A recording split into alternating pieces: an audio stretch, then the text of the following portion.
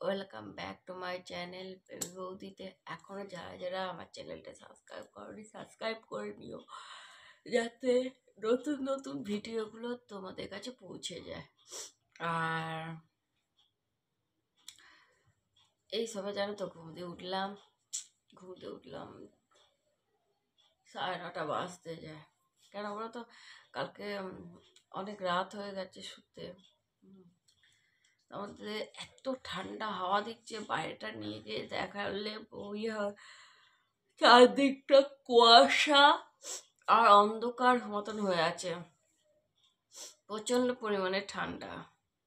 ওই কারণে ঠান্ডাতে ভালোই লাগছে না একদম মুড়তে।